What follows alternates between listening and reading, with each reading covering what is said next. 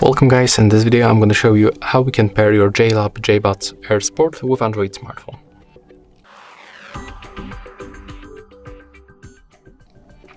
Okay, so first of all you have to remember to charge them at least to the 50%. Right here at the bottom you can find the the USB-A cable that you have to plug to the brake and charge. So the first step, open the case and simply take them out of the case. Take a look on the indicators right here. After a few moments, one of them will start blinking. Just wait until it happens. They will be moved to the pairing mode manually, automatically.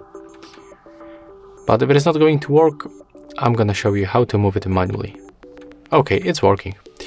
But if it's still not blinking, you have to just click and hold both earbuds until this indicator turns to the blue and the white quickly. So next you have to move to your phone, open the Bluetooth settings, click to pair new device, keep them close, and then select JLab from the list. Accept the pairing request, and as you can see right now we are successfully connected. So that's all for this video. If you find it helpful, remember to leave a like, comment and subscribe.